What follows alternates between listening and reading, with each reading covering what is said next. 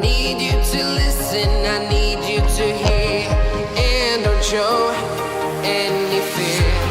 I've been flying from town to town, from London to Taiwan.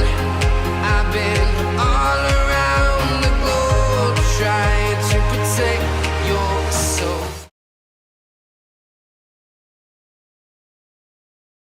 My name's Mark, this is Mandy. Hello. And yeah, we'd be delighted to do a small virtual tour of our sanctuary and the work we do. And Mandy here, my partner, she'll happily introduce you to some of the animals and the characters we got here. Firstly, just a brief history of Friend. We've been going now for 25 years, just over 25 years. It was started by my late wife Marion, who sadly is not here with us anymore. She started Friend by rescuing a little lamb who changed her life by simply realising how clever sheep are, or lambs are, and that was a game changer for her. She then became a committed vegan and committed to rescuing animals, and this is what we have today. Before we start, I'd like to of course send our love and best wishes to everyone that's been affected by the COVID-19 pandemic.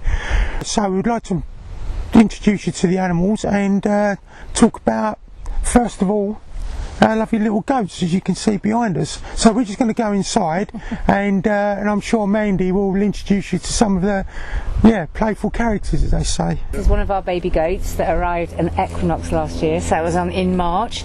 There was a goat farm was closing down, a dairy farm was closing down, and there was many goats, I think almost 92 goats that were being asked to find homes. Sanctuaries were all over the country were being asked to find homes, and we were lucky enough to be able to have these. And this is Amma, and over here we have, I'm not going to show you, we have Hella and Freya, and there's another hiding over there in the oh, this is Dave. These are our goats. Dave's the king of the goat paddock. Yeah, so this was the first time that we actually had animals from the dairy industry, which really shows the changing times. And Dave was found abandoned a very long time ago, and he's been here for the longest. Yeah, him and Daphne. Him and Daphne. He's a real character. He's a real character and always has been. Everyone who comes here knows Dave. Mainly because, look at this, he's very easy to identify. But he's the first to have the food, he's the first to come for whatever goodies there are. And he definitely is the alpha of the gang, isn't he? Oh, absolutely. Yeah, goats have a really strict hierarchy, don't they? Yeah. As well, they really... I mean, this is sort of some of the important work we have to do, because, we'd like here, we'd like to give them a much bigger space, which of course costs money. But it involves the security of the boundary, which is important. We've worked really hard to secure a lot of it, but we still have another area that isn't yet. Yeah, and if people come and visit, which I hope, when this pandemic's died down and we can open up again, you can come and meet these goats, and just make sure you ain't got any sort of money hidden in your pockets or anything like that, because they'll soon put it out and eat it. Or oranges. Yeah. Or kale. Yeah. Oh, this has been a lovely new area for all the goats, because the goat population's really increased. I know since the last couple of years I've been here. Yeah, I know. Great structures we're at for them to play capacity now, really. And we want to sort of, make them a bigger space. We want to give them like new tables and climbing frames. The area over here, actually. Yeah. We're going to extend around the next paddock is also going to be theirs. So they have a huge area, but also so they can have a bit of space from each other. The thing is, they love being with each other all the time, but sometimes, some beings can be more dominant than others. But every time you separate them, they try to get back together, don't they? So they just need a bit of space where they can be independent, but then come back together. So yeah, they're a very strong family. Well, they seem to eat breakfast together, so a family that eats breakfast together can't be that bad. Eat together, stay together, isn't it? That's the way it is. Yeah. And this is Terry and Pashley, mummy and baby, as well as mother and daughter. One of the very rare times the mother and daughter get to stay together. As well, obviously in the agriculture industry, that's the one thing we know, is that mothers and daughters, mothers and their children are separated. This is her mum, very shy mummy. This is Pashley. And her very brave baby, Terry, who's not so much a baby anymore, right? No. Yeah, coming out of her shell a little bit, because they're usually inseparable, like literally like shoulder to shoulder, aren't they? Yeah, no, her personality is very different. She's much more outgoing and But less as you can see, fearful. checking back in. Yeah, always. Checking back to the safe space that's always your mum, right? And the formidable Daphne. The queen to Dave's king. Hi, Daphne. Always the first with the food, along with Dave. And keeps control of everybody else, basically. And they're so lucky to be living their life free and safe from harm at Frand. Life would be very different if they hadn't have been here, and was very different for them before they came here. So yeah, we're very honoured to have them here. And you're very popular as well. People love the goats, everyone loves the goats, and you can see why. Yeah, we've got a public footpath just outside here, and we've been having like lots of families from the village who didn't even know we existed, and you can always tell they always stop here, you know, to watch the goats. Dave, how do you feel about all the visitors that have been coming through? I've noticed it myself. The kids really love to interact, especially. It goes back to the whole story of like how kids just want to, respect animals. And it's so different seeing an animal in reality rather than one in a picture book. And this is the difference. And people, when they're actually with them, they see them so very, very differently. You can see their individuality, their personality, their quirkiness. Yeah, I mean, I often tell a story of, one of the things that cheers me up is when, families come to visit the sanctuary and, and the kids sort of like, first of all, they just run up to all the animals and then, of course, you tell them, it's Dave the goat and, Tulip the cow and, and then as soon as they've got them named, that's it, they go running to their parents and, like, Mum, Dad, we don't want to eat chickens no more, we don't want to eat pigs no more, we don't want to, and then it happens, and I just see the look of despair in the parents' faces, like, their life's now changed forever. And really, this is what we got to do. We got to get the children in, and let them interact. And I wish I'd been allowed when I was a young person. If my parents had brought me to somewhere like this, I think my life would have changed a lot sooner than what it did. Even though I've been vegan for a very long time, I still come into it quite late, really. And the more, I just hope that the future generations can be the change that we need to see. Definitely. Our fellow animals are kind of invisible in a lot of ways, aren't they? People don't see the animals when they're buying the quote-unquote products, do they? No. And and we have to thank the sort of early pioneers, really, of the sanctuaries that have opened up, sort of Hillside Retreat and Tower Hill and all these kind of, and us, and and some of these sanctuaries are sort of been going for about 30 years and things, 25, 30 years, which is quite a long time. And as we do the tour, we'll be talking really more about sort of the important role sanctuaries will be playing in a sort of changing world, for sure. We will become more needed, they will become important for lots of different reasons. First and fundamentally, of course, to rescue animals, to save them from harm, but the impact that will have as well in education, which is huge.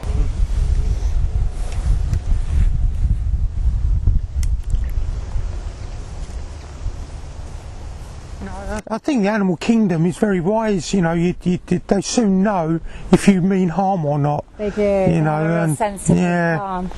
And and why should they not trust you if you've done them no harm or tormented them? It takes time to build the trust with them. Oh, it does. Yeah. Then that's what it's about, right? And our honour to do it as well, which is the thing. Yeah, these are our oldest residents. They are. They're about 17, 18 now, are they? They're 19. 19. 20 oh my God!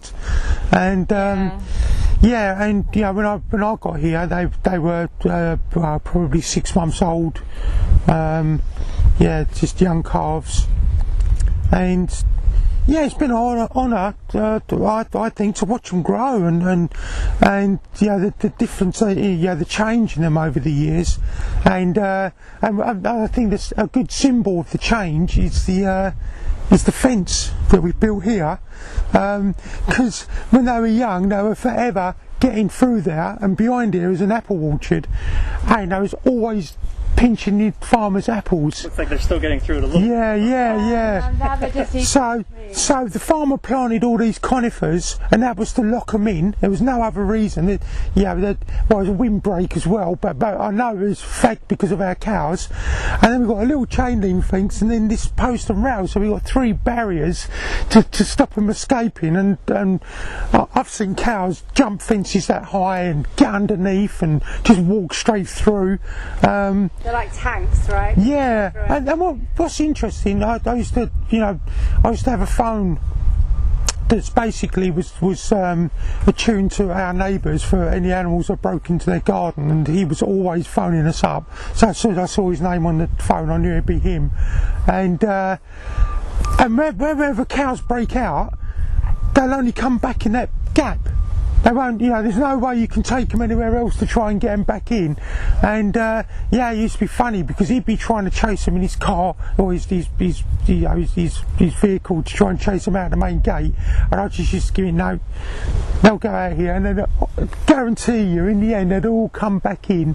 Yeah, as soon as they saw me, they knew. Well, they're representing you with home and food. Yeah. All the things that are in. Yeah, I mean, cows are notoriously nosy, without a doubt. Inquisitive. And they follow each other. Yeah. If there's ever saying the grass is always greener, that was meant for cows. Anyway, this is Handsome, and you can see why we call him Handsome. Because he's gorgeous. I'm always blown away by how gentle cows are. I think a lot of people look at cows and they think they're these big animals, and they are, and definitely to be respected.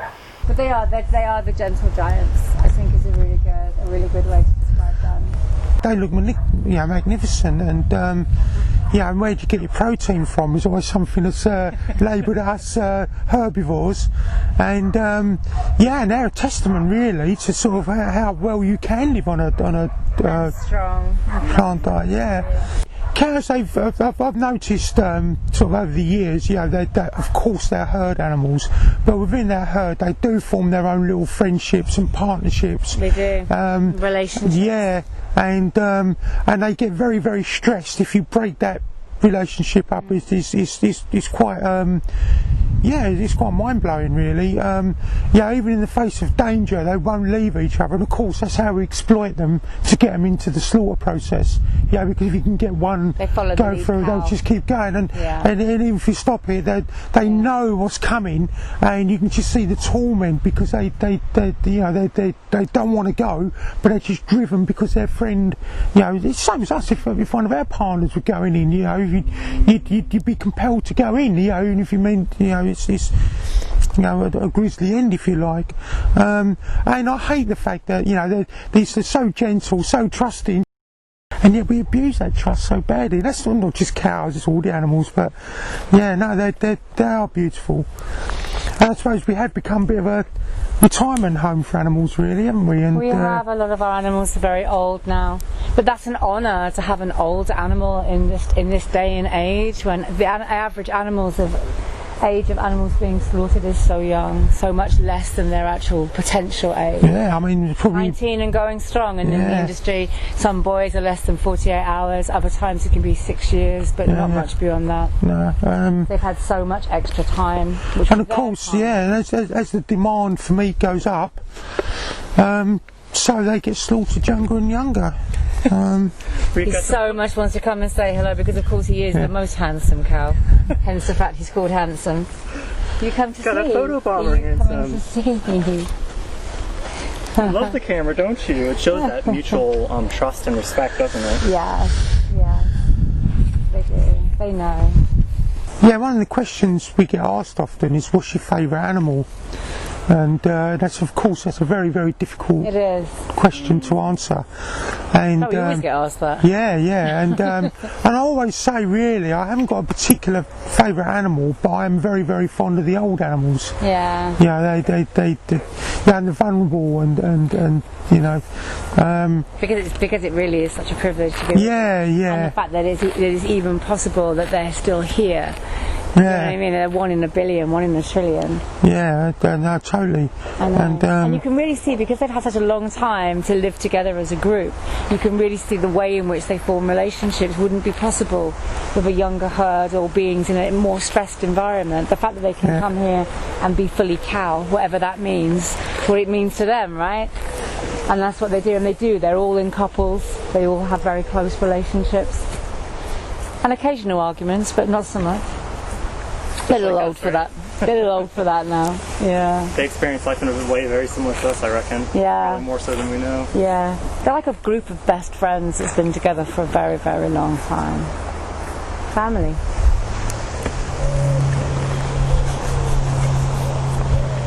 Beautiful. Yeah, they are beautiful. Well, these obviously are the large white pigs we have, and what really struck me when I come here was really sussing out how clever pigs are. Sort of over the years, I've kind of had sort of some serious love-hate relationships with certain pigs, and Mainly love. mainly love, and I'm gonna go get yeah, and yeah, I adore pigs. And I suppose really we've probably got more pigs than we have, you know, any other rescue animal. There's one story I tell again and again and again, a story of Paul. And Paul is actually not a large white, he's an Anglicized. He's right over the back there, and he's when he first come, he was a tiny little piglet, and bless him, he used to just, you know, we hand reared him, and he what was it really weird? Well, he certainly used to follow us around all the time, and he used to just sit there and just watch whatever I was doing. He would just sit there and watch, you know. So much so, I actually found it a little bit spooky. You know, he was just like this white ball of fluff with these like brown eyes, just looking at me. And yeah, whenever I'd work, I'd stop, look round, and he'd be there wherever I went. And one day, I was just fixing a little sliding bolt on a gate here.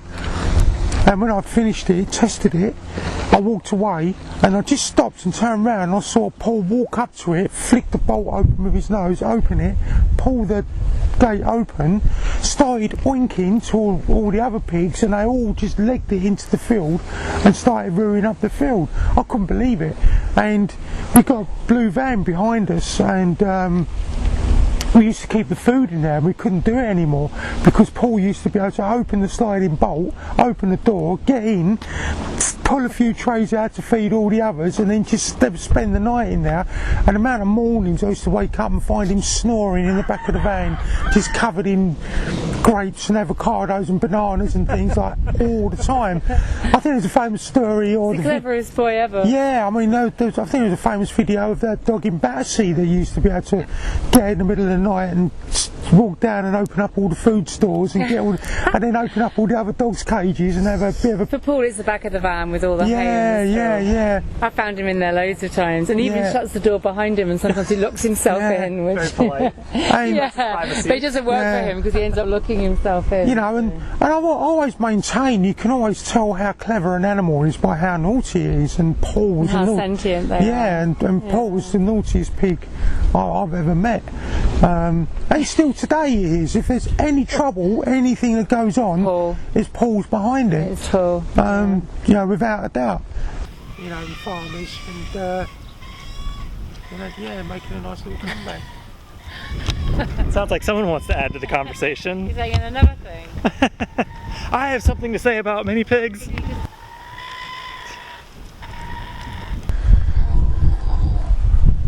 I love the way they talk to each other, the pigs talking to each other. Yeah. Oh, they do. I mean, they've definitely got their own language. And I mean, as we were talking about this other day, the story of Avocado and Mungo. Yeah, Mungo got very poorly with a sore leg, which is now thankfully recovered. At the same time, Avocado turned up as a little baby piglet, and he had a severe form of mange, and he was very, very poorly. So he had to kind of keep him quarantine them both. They was in the same stable block but cut in half, and they couldn't see each other. But because they were there for so long, they just used to talk to each other. And yeah, and then as time went on, obviously they both healed, and then we let them out, and even though they hadn't seen each other at all, Avocado just went straight to Mungo, and they become best friends. You know, and yeah, it was amazing, really. I was quite blown away by it, because clearly the interaction they had when they were ill, even though they couldn't see each other, they formed a bond, a relationship, and they recognised each other straight away. Yeah, straight away. We know so much about science and other such things. With the animal kingdom, really, we're still kind of, we don't know that much. And I think a lot of the reason is because basically we do eat them, and we we use them for our own gains. So I think there's not really a big vested interest in getting people to understand how sentient, intelligent these animals are, because if they did, I think people would give up eating them overnight. You know, and you could no more eat a baby pig than you could, you know, harm a baby human. You know, it would just seem inconceivable. But of course, if you know, the lies they tell us, if you like, if you think, and scientists will say that, animals are just instinctive, they have no real, have no real intelligence or sentience at all. But that's wrong. I mean, all it is, we don't understand it. We don't, and the more that we look at them, the more apparent, the intelligent they are. Without a doubt. Yeah, and I think then it becomes a rights issue then, without a doubt. You even got some friends to join you. Yeah. I'm very fond of the sheep. I have a big soft spot because obviously that's how Friend was started. And and that's Sanchez coming to say hello.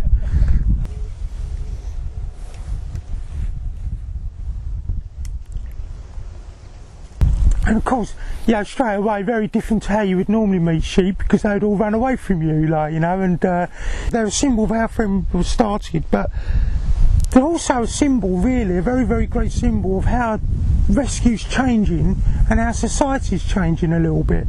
I've always maintained that, we're not in that sort of horrible carnivorous world of, say, 30, 40, 50 years ago. But neither are we in this sort of vegan utopia. We are in a sort of transition. We've had piglets here where people have just walked past little small holdings with their children, and they've thrown a bit of food and that for the piglets, and then realise what's happening, and then just, oh my God, no, can't do that, and then doing a deal with the farmer to save them. It's becoming more common, and I think that gives me a little bit of hope, really, that that things are changing for the better. Sheep, by their nature, again, very clever animals. They've got brilliant face recognition skills, sort of years after meeting you, and they can recognise famous people and things like that, apparently. But how they worked that one out, I do not know. I'm very fond of sheep. And we have, again, if people come here and want to meet them, we do have some lovely characters. They're just, like Sanchez and one or two others. Be happy to come and say hello. Talking of saying hello. Just said hello. I know, hi. Yeah, just the cows have just sort of like, you can tell the trees, you can just see their cow head height.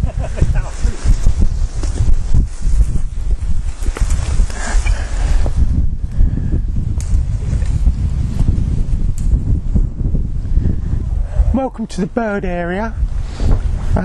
This actually is one of my favourite places on the whole site, especially in summer. It's a very vocal. Yeah. Birds behind you. Yeah.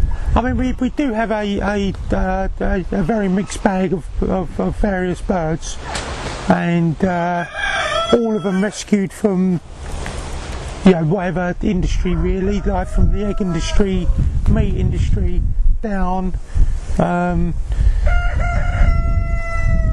Without doubt, probably the most abused land animal on the planet. And like chickens and stuff. Yeah. And turkeys, I guess. Yeah. And it sort of cheers me up, really, to be able to, or makes me happy to be able to offer them sanctuary, and it does epitomise really what we're about, because when you think like the cows and the pigs are the lucky few that are saved, and many hundreds of thousands of millions, these even more so. As much as I just want everyone to sort of kind of mentally change, and become more compassionate without law enforcement, if laws can speed things up a bit, because some people will never change, there's no doubt about that. It'll be a generational thing, evolution, and have we got time for people to evolve? I don't think so. I think we've got, so that's where the law can help. But ultimately, I just want people to go vegan as quick as they can. Before this became a sanctuary, Marion had this as a plant nursery, just selling bedding plants, and and it was a nice symbol of the sanctuary, really, because this is how it morphed into a rescue, because the animal market where she bought the little lamb from was right next door to the plant market where she used to buy plants from. So that's how that was the connection.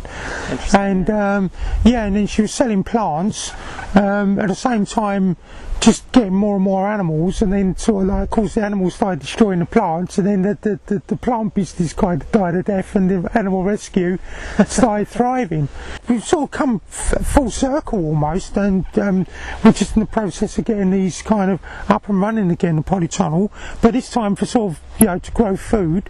We want Friend basically to be a model of how we can coexist with animals, grow food, keep animals, and then educate people they're not supposed to be on our plate. What's grown in here is supposed to be on our plate, and that's really what we want to do. That's the future of Friend, a very educational based area, where people can come, especially children, and get educated, because I think the world needs it, the planet needs it. And I'm not sure that's enough, but it's certainly something, and even if we don't make it, I mean, ever since I was a young person, really, I've always wanted to try and change and save the world. It's always just been in my DNA, and and I've sort of gone from C&D to sort of road protests to all sorts of things over the years, environmental stuff, and now I'm here. I've kind of evolved, and I think this is really where I think the truth lies.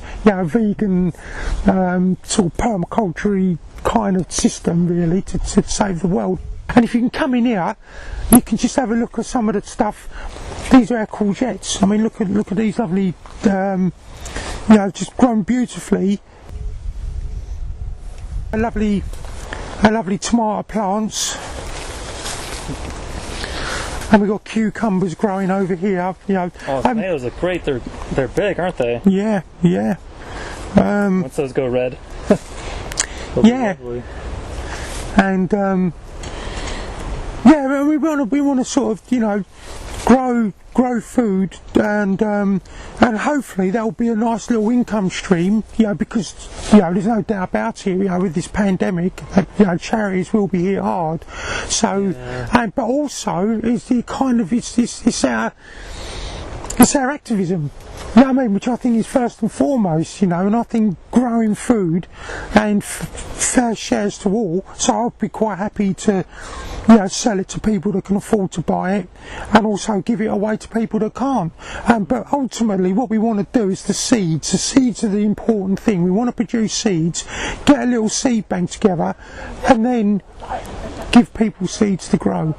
And put these on the plate and keep the animals off the plate, and that is fundamentally the core principle now, what we're going to be running Friend by. I've been flying from town to town, from London to Taiwan. I've been all around the globe trying to protect your soul.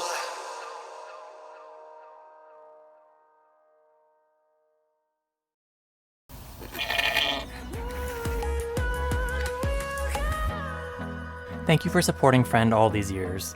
The volunteering, the donations, and sharing their posts on social media is what enables Friend to keep doing what they're doing and keep the dream alive that one day all animals and their rights will be respected.